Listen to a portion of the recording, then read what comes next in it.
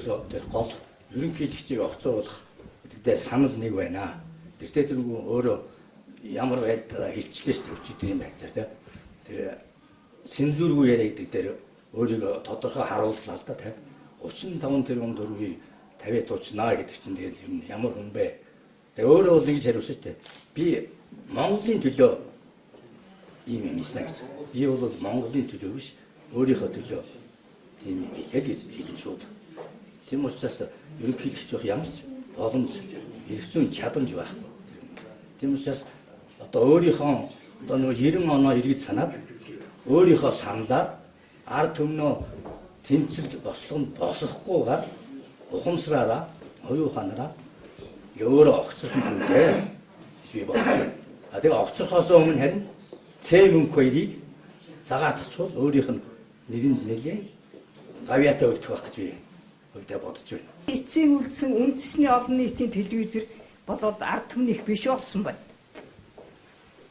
Ингэхлээр одоо би энэ үзэл бодол нэгтээ одоо нэгэн төл үзэл бодлоо хуваалцж байгаа одоо юу гэж ард түмэндээ юу гэж уриалах гэж байна вэ гэхээр шудраг хүмүүсийн дэмжий.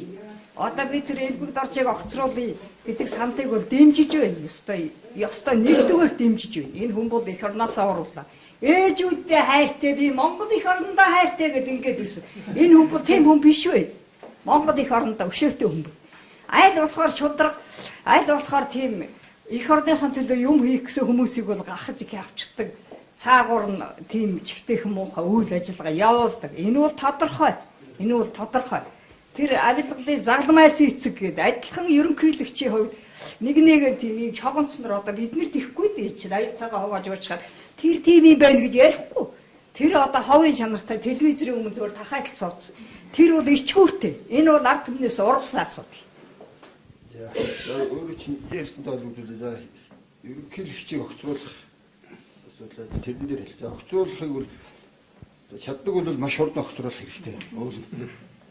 Зааш барагдахгүй байх. Тэгэхээр өөрийгөө харуулсан шүү дээ. Би энэ 2 жил намайг бити оролдоо. Би зүгээр улс төрөөс буунаа. Тэр үл юу ч хийхгүй. Нөгөө явах хүнээр ачаа бүгд татвал хийдэж шүү дээ. Юу ч хийхгүй зөвхөн одоо өөрийгөө бодно гэдэг нь тодорхой. Тэгэхдээ тэр өөрийнхөө дагалдагч нар баяр цогт бити одоо улаараа өмгөөдөг. Тэр улсуудтайгаа нийлж хамаг болцоогоор идэхийн тулд бол одоо их юм хийн. Өөрсдөө идэх хамаг юм аа хийн. Тэрийг бол аль болохоор хазаарлах хэрэгтэй. За тэр ноён уулын тухай би өөрөө яг Сэлэнгийн түүхэлд өсөж төрсөн. 90 он хүртэл амьдэрсэн сайн мэдэж байна. Тэр бол тэр гацууртай юу гэдэг нь түнхэл талаас бол ноён ууланд бол тулцсан. Эвгүй тэр уул хадаранд зөндөө явж ирсэн юм л дээ. Тэр хуучин тэр манай түнхэл талаас явдаг гэсэн тэр гацууртыг бол баг гацуурт их гацуурт гэж хоёр гацуурт байдаг. Тэр бодон шидрийн залгаа байд. Зүү хорой талаас биш, мандал талаас биш. Бид нар бол урд нь манай сумынхан бол ерөөсөө наадмаа явуулдаг. Өөрөө барьдаг тийм талбай байсан. Одоо бол юу наадам бити хил.